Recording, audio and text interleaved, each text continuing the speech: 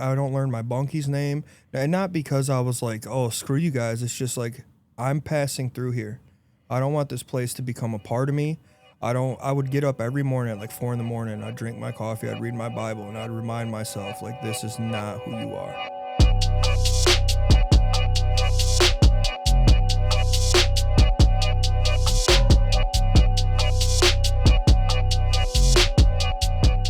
Welcome back to the Level Up Life, Muscle and Mindset Mastery. I want to thank you all for tuning in, and special thanks to everybody who's reaching out, telling us how much you're enjoying the podcast. Really fuels us up for this, so thank you to all of you. Today, we have a special guest. I've known this guy for quite a while. His name's Travis Crossley. Thanks for making the trip, man. Oh, dude, thanks for having me. I've been seeing the stuff on social media, and it's really just an honor to be here. Yeah. So thank you. So we have similar backgrounds and, the substance abuse and then spending time incarcerated. So, I guess when did your substance abuse start? Oh, man, young. So I had a doctor actually here in town, a doctor that anytime I'd hurt myself skateboarding, he just a massive prescription of painkillers for months on end. And I didn't realize it was a problem until like about 18. I was 18 years old, and I don't know, I was like, this is an issue, but I didn't do anything about it. So for another 5 years, from 18 to 23, I was still pretty heavily using, and then that ended in a pretty significant prison sentence. So from mostly like 14, 15 all the way till 23 is when the substance abuse was going on. And fortunately, as a result of that long-term prison bit, I was able to get some significant clean time under my belt and come home and continue to build on that, but it started pretty young. Yeah. I mean, you remember. Yeah. I was there. I think when I was hanging out with your brother Mike, I think you were like 10, 11, maybe 12. Yeah. I always remember how big of a family you have too. Yeah. How many sisters? I got seven. Seven sisters, yeah. And then two brothers. Just two brothers, yeah. Well, one died when we were real young. Yeah. And then later on, my dad would remarry, and we had step siblings. And then Adam, he was my stepbrother, but he ended up dying too. So it's just me and Mike, the only boys. Yeah. I met your mom. I traveled downstate with Mike. And then I knew your dad. Yeah. And so I lost my dad at a young age, and you kind of went through something similar, right? Yeah. Yeah, he died. Well, actually, I was in the joint when he died. Yeah. And my dad would never speak to you while you were incarcerated. Yeah. I don't think he was like mad about it or whatever. He just like, come see me when you come home. So when he died, it was rough. I hadn't talked to him for like 6 years. And then he had passed, and I can't bring myself to go to his gravesite. Like, it's just, I don't know. I feel like if I go there, it's real. And as long as I don't go there, I can pretend like we're just not talking still, you know? Yeah. But I probably should at some point go down there and just kind of deal with it and process that. It'll help you heal going forward. Yeah, for sure. Yeah. Because your dad was always super nice to me. Yeah, that's just how he was, I didn't know you'd lost your dad so young. My dad, I was 17 at the time. No, I was 18. It was 2003, November 8th. Was living at Woodland. Yeah. And I selling weed at the time, so it was kind of a scary situation where I walk up, because we just had a landline. Yeah. And I walk up and I see this police card sticking in my door, and I was like, oh no. So I flip it over, and it says call sister or niece. And I didn't have a niece, but my sister's name's Denise. So I'm like, okay, call her. She's just like, Dad's dead. Whoa. So this is like highlights how substance abuse became a coping mechanism for me. Yeah. I went right to the freezer, grabbed a pint. Yep. Went to my coffee table, rolled a joint. Yep. Didn't speak to my girlfriend. She was like, what happened? Because I just hung the phone up. Yeah. Went and grabbed the bottle, walked out of the house. I lived at Woodland Place. Walked downstairs, went out in the woods. I chugged the pint and then lit the joint. Yeah. That was how I coped with it. And that was just a microcosm of like anything that would happen to me in my life, how I would deal with it. Yeah. And then you give someone who's already got like a established substance abuse problem, you give them a chunk of life insurance money. Yeah.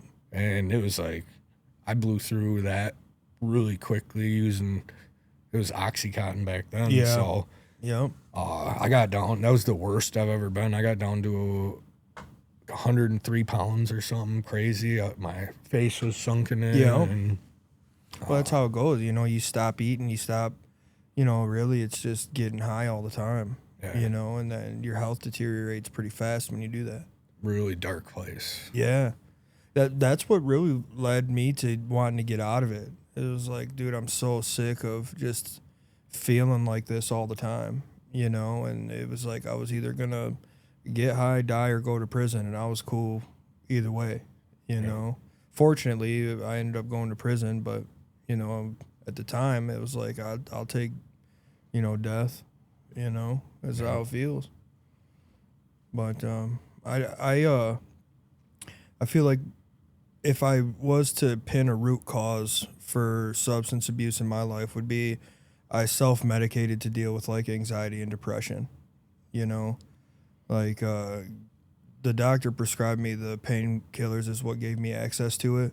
The continued use was because that's, the only time I wasn't anxious or depressed. Right. I never liked to smoke weed because I couldn't function in public if I was high. Like, it was very apparent that I had smoked weed, so I couldn't do that. And I never liked to drink because my dad was a drinker, so I never did that. But the pills I could just take and nobody would know, so I could hide it. And I still deal with anxiety and depression, but it's like you got to find better ways, 100%, man. I know, like, mine started similar with my first taste was from a doctor, too, which I know things have changed in that world, in the health industry, because it was big. The pain scale and all that was huge back then. Yeah. Like, rate your pain on a scale of 1 to 10, and doctors were really pumping out the opiates, and Yeah. I know their prescribing practices have changed, so hopefully people aren't getting introduced to that stuff so easily. But I think it's important too to recognize, like, I remember the first time I took it where it was like, oh, this feels good. Yeah. And then Yeah. my mom had my prescription, and then her being like, when I'm asking for my next dose, it was literally on the bottle, take 1 to 2 tablets every 4 to 6 hours. I'm going to my mom at like 2.5 hours, 3 hours. Yeah. Wanting 2 more. Yeah. 2 more. It was never like, oh, my pain feels kind of managed. It was always 2 more, 2 more. Yeah. So that was my red flag, right? That if I would have had the knowledge like that we have today about that stuff, it might have saved me. Yeah. But so when you, I guess, you got to prison, were you like, this is a blessing? Because I feel like a lot of the time something negative can be perceived. It's something like that. It's perceived as so negative in the moment. Like me getting into drug court and me going to prison and all of these things could have saved my life. Yeah. So how did you perceive it when it happened to you? So I was super fortunate. I had a real powerful, like, spiritual experience prior to going to prison. And that kind of set me up for a mindset to be like, okay, prison is the vehicle for my recovery, my salvation, if you will. So I always approached it from a point of positivity. Like, I'm going to prison. That's a fact of life. There's nothing I can do to change it. But if I use this time to make the changes necessary, right? And in that way, it wouldn't have been wasted time gone for nothing, like use that time. And then, just little by little, things had been revealed to me that I needed to cut out of my life. Just little, like, like personality flaws, like a natural ability to catch on to things fast made me lazy. You know, I never wanted to work for nothing because everything came so naturally. So anytime something was hard, I'd just be like, I'm not doing it. Like if it didn't come immediately, I cut that out of my life. Cut out, the desire to take shortcuts to get places. You know, it's like do things the right way, and just little by little, like things started to, come to the forefront of my mind, and it's like that's got to go if you're going to have a normal, healthy life, and all that stemmed from that, like that initial experience prior to me going to prison, and I'm really thankful for it. Honestly, I look back in my time in the penitentiary, and it's like, yeah, that sucked, but it was necessary. And I'm thankful for it. Yeah, exactly. Where would he be had it not happened? Yeah. And same thing. That's how I quit drinking. Yeah. And I ended up doing about 13 months in county. Thank goodness it was 14 days in jail, 14 days at work. Oh, yeah. I mean, it was brutal. Dude, it can almost be worse that way. Oh, dude, I had, the last day. Yeah. Every 28. And I mean, it's not like being at the rig was fun either. Yeah. I mean, it was my old boss back then. He was an old Texas dude, and he's the first son of a bitch in the history of the oil field. Glad to come back to work. Yeah. And I mean, he was about right. I traded oranges for blues. Yeah. And then vice versa. But I would have never, probably 3 months, maybe 6 months. I would have stayed sober. Yeah. Had I not gotten locked up. Yeah. 3 months of wearing oranges. I'm done. I'm done. I mean, I hated booze and substance so bad at that point because life's still going around for the wife and kids. Yeah. And here I am, and it's about just stopped. Yeah. It was brutal. I missed out on a lot. And Yeah. See, I wish I would have been able to, like, after, like, a few months in jail, had that, like, epiphany. For whatever reason, it took me the long time to learn. Like, I had to sit down for a long time. But I feel like a day is too much incarcerated, Like, what it takes for me to get there might be different for the next person, and hopefully a person can learn before something like that happens. If you find yourself going down a wrong path, hopefully you have enough good support and the presence of mind to cut that out before it gets to a point like mine where it costs a decade. Or you did what, 5 years? 2 years. 2 years, 2 years, 13 months, like 13 months, a long time. You know what I mean? And it seems like an eternity, especially when you're doing, 2 on the job and then 2 in the county. It's like, man, that would stretch it on forever. oh yeah. Part of how I got through the first 4 years, I didn't call home not once for my first 4 years in the penitentiary. It's like, I can't focus on what's happening out there. It'd make time would stand still. So I couldn't imagine every 2 weeks being introduced to, freedom like that and then having to go sit down for 2 weeks. Like, no way. It would seem like forever. It's like the first 2 weeks. Over and over. Like, no way. Yeah, it was. Like, that would be torturous, I don't know if I could do it, man. It's hard. But I feel like every person, you guys read books at all? Like, so I got into reading heavy, mostly like novels. I read like inspirational stuff and self-help stuff and like personal growth stuff too, but mostly novels. Like, I read as an escape. But The Wheel of Time by Robert Jordan is one of my favorite series of all time. One of the main characters, he has this quote. He says, the sword is never fond of the forging fires, but is forever grateful for them. And that's like, It's awesome. yeah, I love that. yeah, I'm probably going to get it tattooed at some point, but that's how I feel about prison. Like, I'll never be fond of it, but I'm super grateful for that time. It shapes you if you let it. And if you're unfortunate enough to find yourself there, it can be a huge blessing, like huge. Yeah.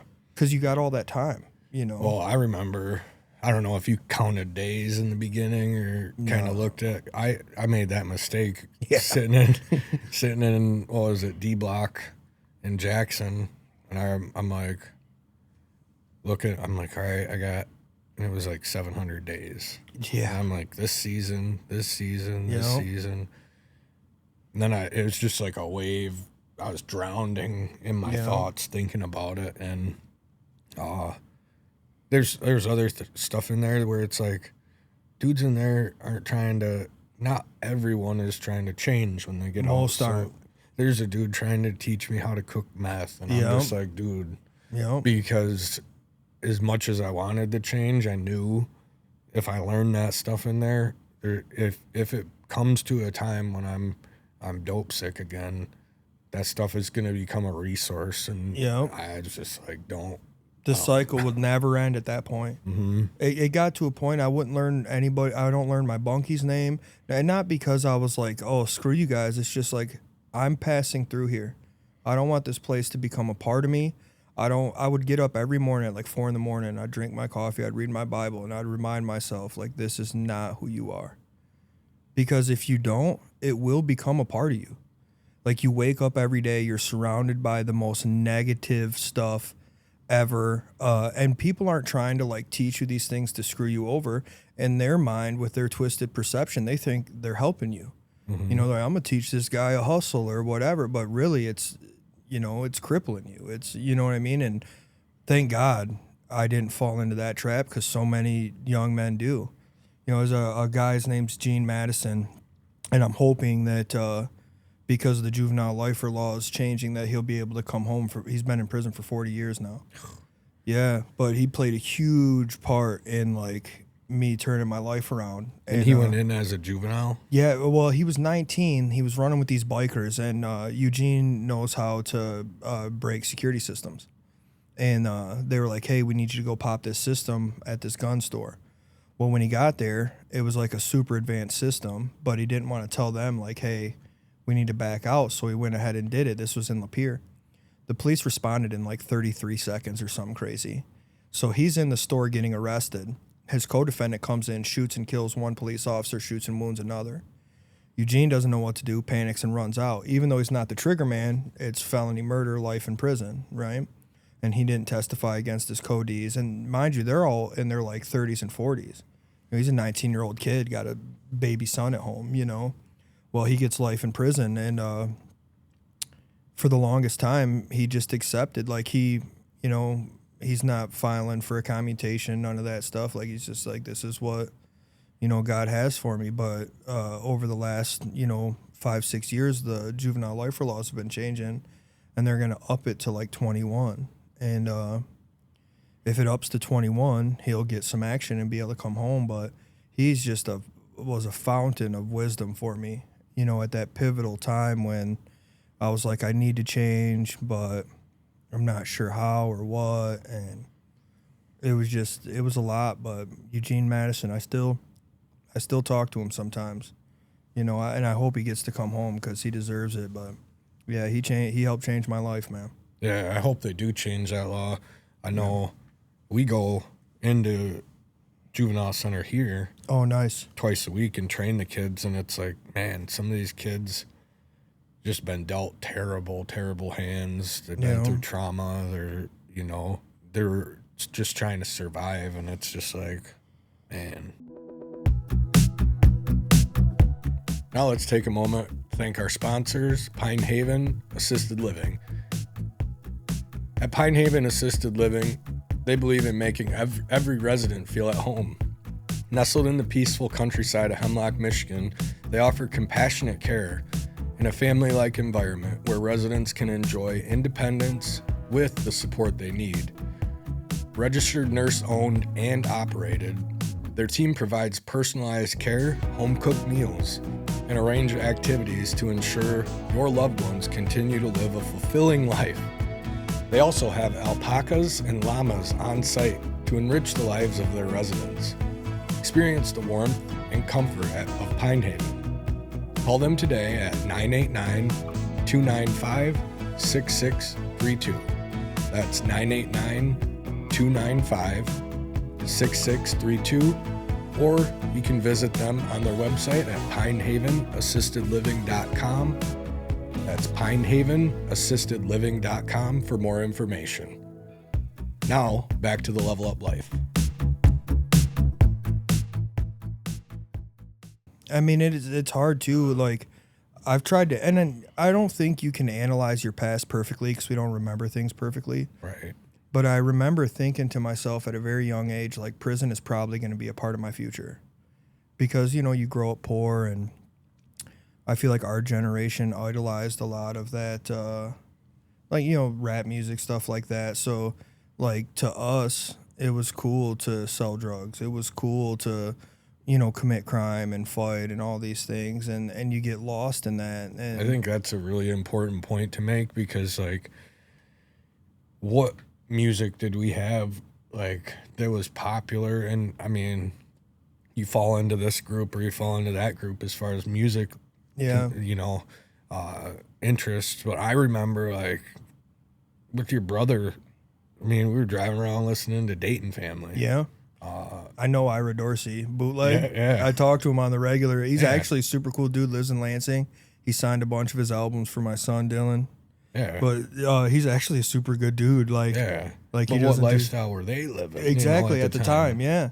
So, And dude, even you remember that song "Semi-Charmed Kind of Life"?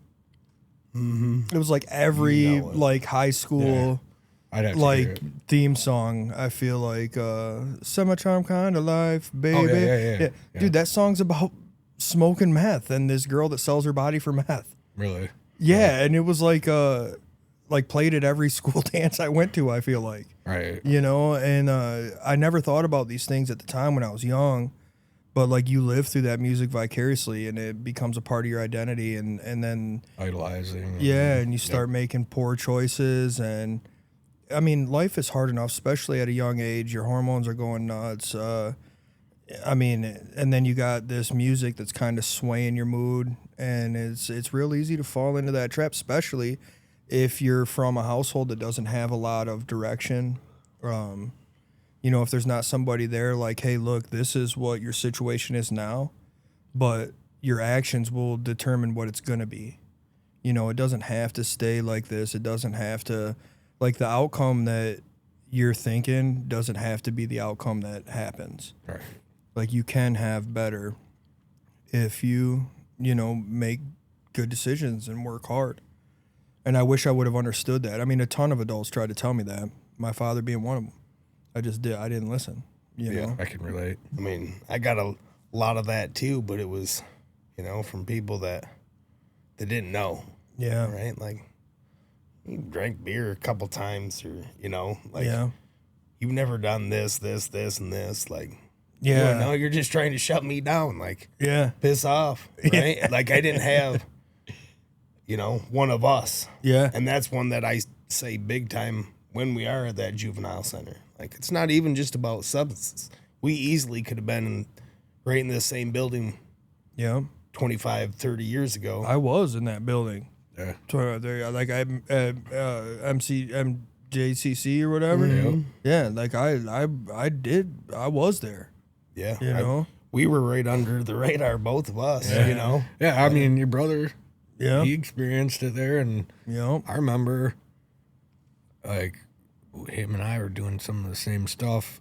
He just got caught. I didn't. Yeah. Right? That's just how it goes sometimes, you know?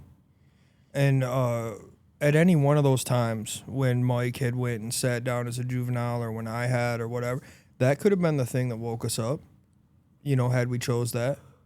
But we just didn't at that time. You know, I have to believe that everything happens how it's supposed to. Oh, yeah. You know, but it would have been nice.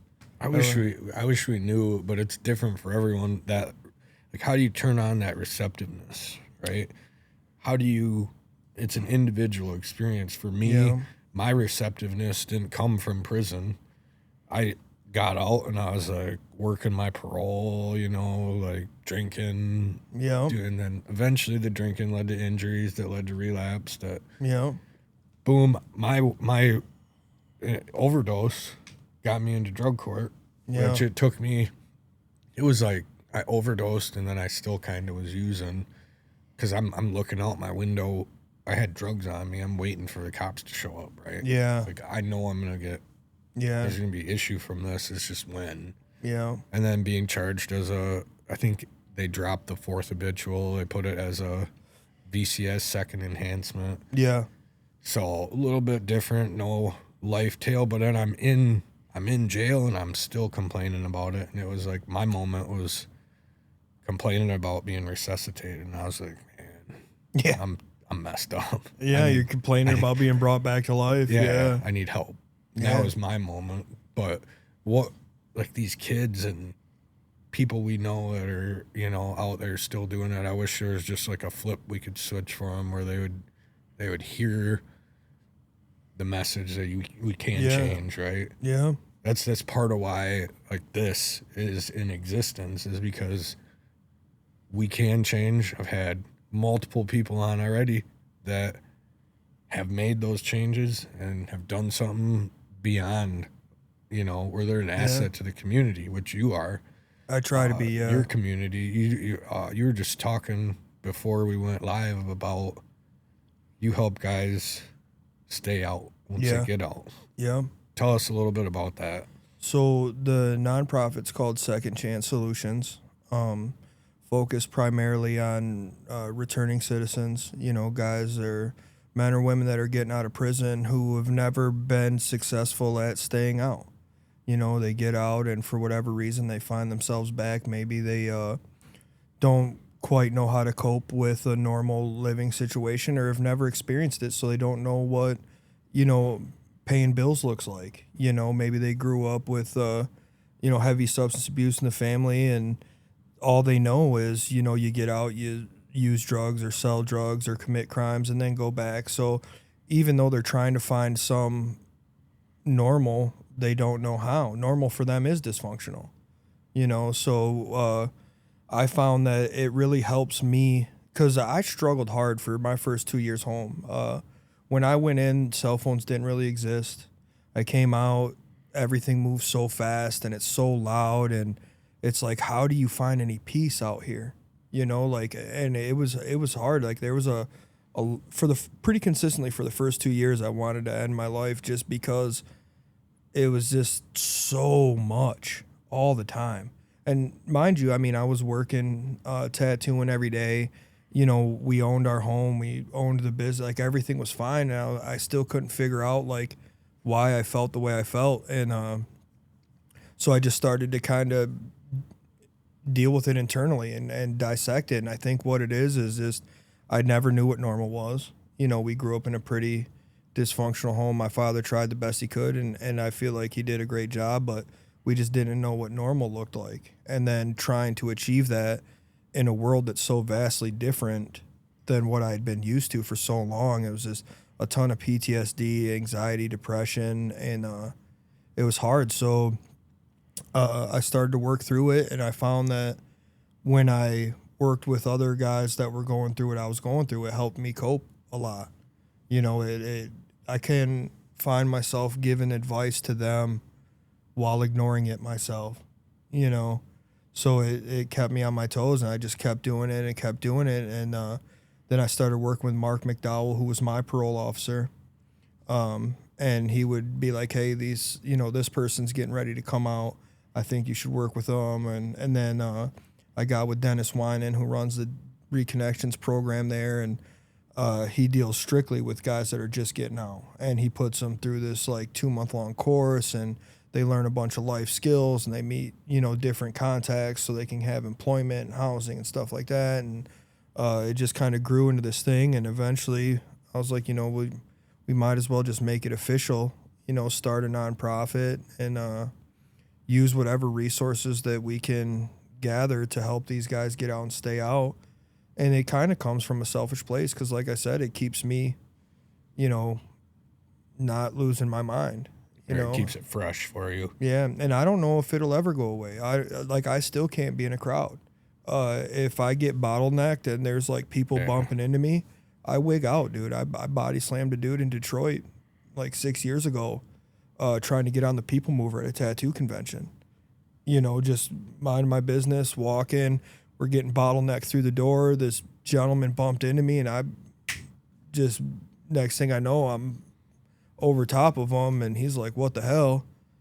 And I'm like, dude, I'm so sorry, you know, but I just do. Long car rides are hard for me, you know, like, it's, I mean, I came home 2017. It's been almost a decade now. So it's like, I don't know if it ever goes away. Yeah, I can relate because I got home 09 and I didn't spend as long as you did, but I remember just being at Walmart right when I got back and people, like, there's a difference in respect. Like, you come in this arm's length of a bubble inside, that's like, yeah, you never do that in there. No, yeah. and it's even a little bit further. Yeah. But out here, people don't have that same sort of spatial awareness. Yeah. Consideration for others. Yeah. Yeah. So then for me, even like if I'm going out to a restaurant, yeah, I always sit. If I'm picking my table, I'm going to sit with my back to the wall. Yeah. Where I can see the exit. So nothing's moving behind you. Behind me. Yeah. Yeah. I don't know if that's PTSD or. That's a little PTSD, yeah, if, for sure. If yeah. guys regularly who have been inside experience that type of stuff, but even closed doors, if I'm like, this could be my wife, we're in the bathroom brushing our teeth together. If I finish before her and she's like in the way to the door, I'm like, palms start sweating. Yeah. Get and tense. It's just like, I'm in my home, Yep, with your wife, yeah. I can't get on airplanes. I feel super trapped. Like, I was tattooing up in Mackinac. My wife and kids are like, we're going to go to the island. I'm like, I am not doing that. You're going to lock me in this boat for 40 minutes and then drive me to an island that I can't escape from? Like, no, thank you, dude. I can't. Like, I don't know. And those things may never go away, Because it's been how long since you've been home? 09, so it's 25 now. It's been 16 years. 16 years and still dealing with it's like I think what it is we live day in and day out with this undertone of potential violence at all times. Mm-hmm. So you're on high alert when you're watching TV. You're on high alert when you're brushing your teeth, when you're going to the bathroom, when you're eating, when you're sleeping. You're constantly on high alert, and then it becomes normal. So you do all these things where you're calm on the surface, but underneath you're ready to go, at all times. And then it just doesn't turn off. It just doesn't. I'm trying to find a way. I've heard some things like ketamine therapy can help a lot, but because anytime I seen like a doctor, they're like, well, we'll prescribe you this or we'll prescribe you that. And I'm not saying that all of those things are terrible, but some of them just scare me because of my history with substance abuse. Yep. So every time they offer to give me some, I'm like, no, thank you, But there has to be, I would imagine, some solution out there that could maybe help get through. But honestly, I think that for me, it's just, working through it in my own way, trying to, stay calm and do the next right thing as often as possible. Yep. Little by little. Because I think it's not even just a prison thing, right? It's just that whole lifestyle. Yeah. Right? When we were first introducing, right? And the stories you were talking, well, I was into him and, your guard's up. Yeah. And you're living a certain lifestyle. And then the scrapping thing, right? You pay attention. Oh, all right. They're right-handed. Yeah. Right? They're left-handed. Yeah. You pay attention to all them mannerisms because your guard is up. You're ready. You're ready to go drop off a hat. And that it doesn't take that long for that seed to grow, right? Yeah. But it takes a whole long time to kill it. I mean, when you live a certain way, substances might be gone, but everything else that come with it is part of you, right? Yeah. Like that anxiety and depression, it don't go away. You just find healthier ways to deal. Yeah. I mean, it'd be great, wouldn't it? If it just, man, I've been sober for 8 years, and anxiety and depression been gone for 7.5. Yeah, that's all I needed to do. Yeah. Right? Like here I was just getting fucked up because I didn't want to feel that way, and turns out I just didn't need to do it. Yeah. I wish. That'd be nice. Yeah. Yeah. I feel like a lot of those things they play a part in why we use, So it's like, had we found a healthy solution to the anxiety and depression or, whatever it is that we're dealing with prior to the substance abuse, we might not ever had an issue, but substances, in my experience, have always made it way worse, never better. Oh, yeah. Yep. Never Never has it been like it makes the illusion that things are better in that moment, but Yeah. it just creates more problems. Yeah. Because, I mean, at some point, you're going to start lying to your family about what you're doing.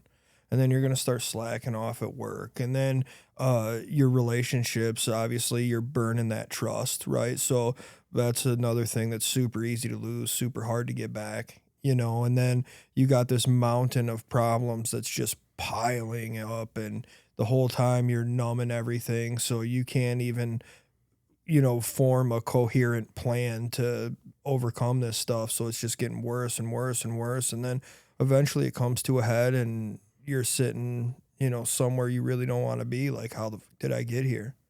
And I feel like that was one of the things that really I was fortunate enough to think about. It was like, I didn't get here overnight. I ain't going to get out of it overnight. I got here one small step in the wrong direction over a long period of time. Mm-hmm. So it's going to be one small step in the right direction over a long period of time to even get me back to kind of on track. And then another, bunch of small steps to get me in the direction I'm trying to go. And then a whole nother journey to, I may never get to where I feel like I want to be, but I find comfort in the thought of knowing that I'm working at least towards that, know. I think that would be like if I could just impose upon any person that's going down the wrong path is like, look, you can 100% turn this around and have immediate results. They're not going to be huge results, but immediate. If you're just like a little bit better tomorrow than you were today, then you're making good progress, and find satisfaction in that, and cling to that like you cling to addiction and you'll be good. Yeah. 1% better. Shifting the 1% mindset, right? Yeah. For me, I had someone in treatment. They said to me, I was one of the staff up North Harbor Hall. They said, Adam, can you imagine if you put the same amount of effort into building a future for yourself as you did into getting high? Yeah. I'm like, whew. It was really like, it was bold for me at the moment. I was receptive to it and it hit home. I was like, I did work really hard to get high. Like, yeah. I was not all day, creative. every day. I was creative. I was, self-starter. Yeah. You know what I mean? All the things. positive, like take out the substance and the traits that I exhibited in drug seeking have actually helped me in building a business. Yeah. So, making that connection, like, it kind of helped me before I had anything, before I started anything. It gave me confidence to be like, I can. Yeah. And just that mindset of I can do this is sometimes the difference between, falling off, going back, because one little hiccup, you keep that mindset. I can. Yeah. Yeah. I feel like if you don't think that a future with happiness in it is possible, then you're never going to pursue it. Right. And I feel like a lot of us that use like that's kind of where we're at. It's like, yeah, I could maybe have a job where I break my back for 10, 12 hours a day, and I'll probably still die buried in debt. At least that's what it was for me, because that's what I seen with my dad, So it's like it seemed just hopeless from a very young age. So I never even attempted to pursue it. But, it's a beautiful thing about this country is you can have whatever you want by the proper means, provided you're willing to do the work to get it. Right. And it's part sacrifice too. Yeah. Like, what are you willing to sacrifice? Are you willing to sacrifice your Netflix?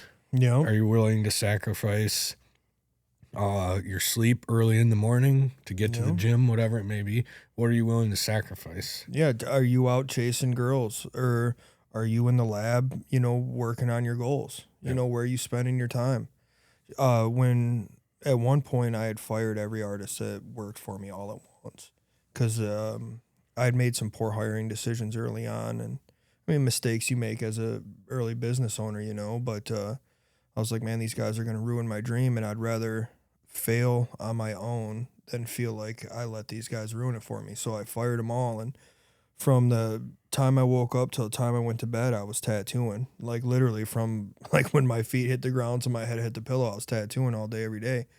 And I realized at that point, it's like you can, without, you know, you don't need some huge break. You don't, you know, like you can just do it with hard work and good choices, provided you're willing to actually do the work, you know. People, you know, maybe out hanging at the beach with their family, which is an amazing thing, you know. It's a good thing. You should do that regularly. But if that's something that had to take a back burner for a couple months while I was building the business because that's what I wanted, well, that's what I had to do, you know. So it's like it's not just I feel like it's not just negative things that could stop you. It's just indifferent things like your Netflix time with your friend, you know, anything. Yep. You know, being able to discern like, okay, this is what my goals are. This is what it's going to take to get there. So these things have to be moved out of the way for now, you know. But I wouldn't trade it for nothing. All the, you know, all the stress, all the, you know, everything. Like, I wouldn't give it back to have like, you know, more time watching Netflix. Like, Right, you know right. what I mean? Like, I used to be a gamer, and now I look at yeah, games for me specifically are counterproductive.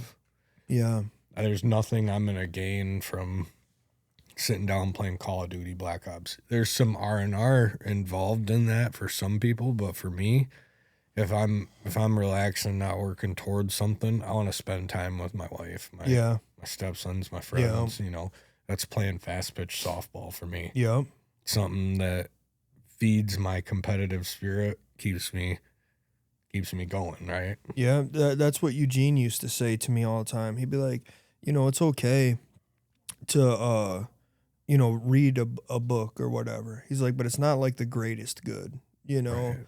He's like the greatest good would be to use that time to achieve one of your goals or whatever, you know. And that didn't really ever sink in until after I was released, and it was like, yeah, maybe playing this game for 4 hours isn't bad, but it's not the greatest good. Like, I'm not achieving any goals. I'm not, you know, building with my family. I'm not building the business.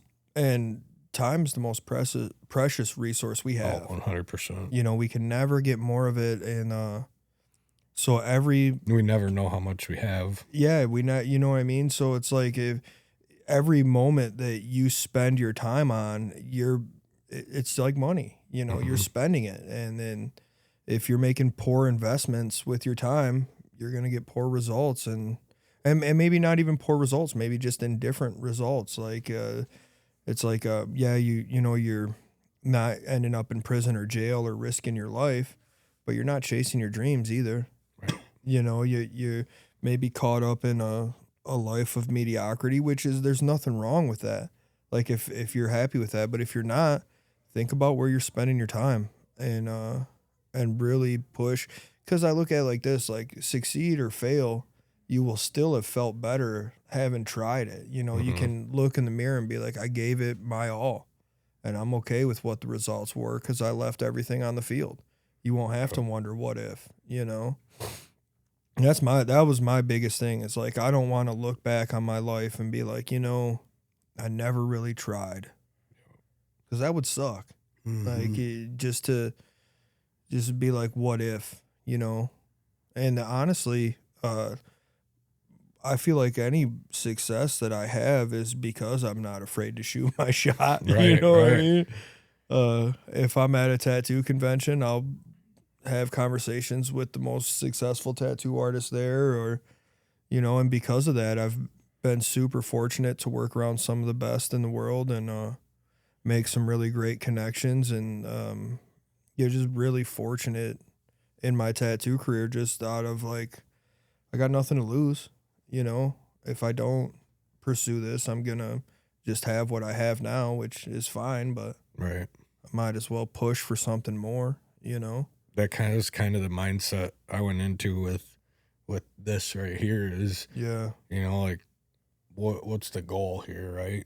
Yeah. Number one is sharing our experience, because when, like what you said with the nonprofit, when you give it away, it's how you keep it, right? Yeah. So Yep. this helps all of us it's a platform for that, right? Dude, so the people that are still struggling out there can see, like, yeah, like you got guys right here, right?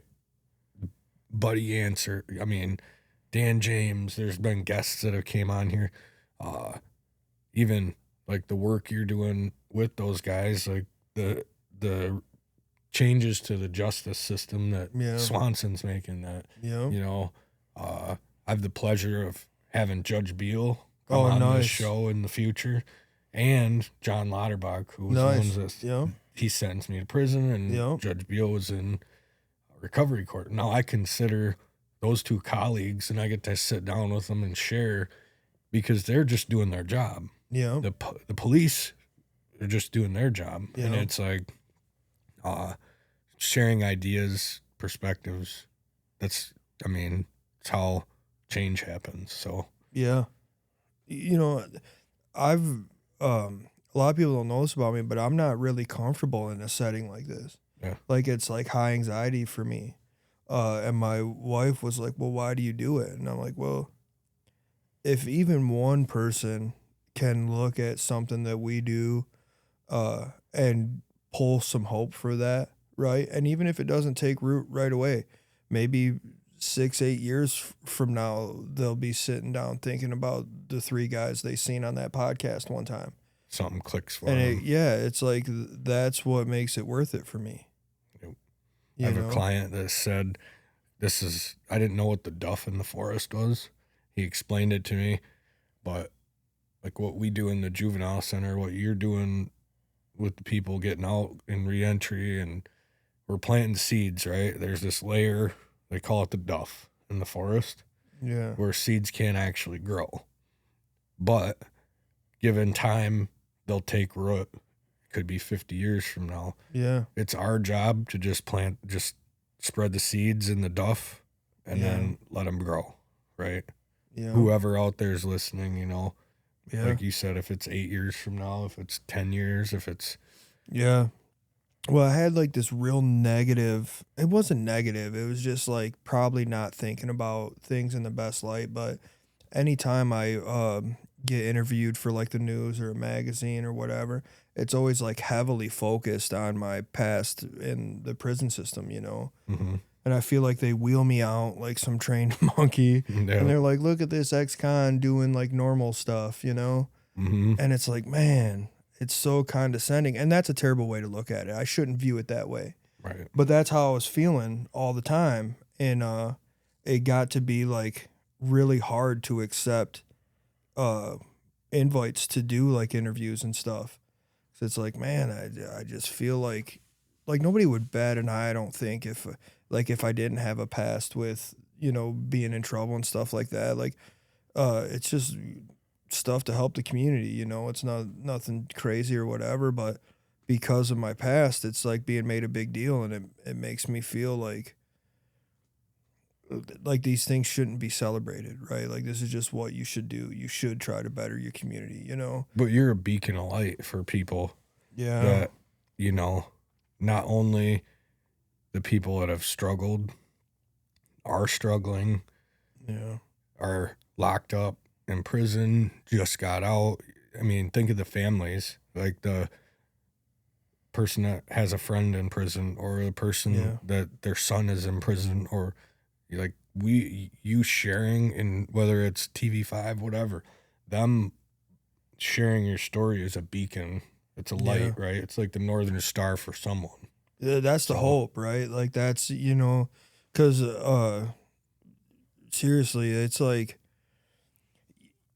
I spent so much time taking away from the community. I want to spend as much time giving back.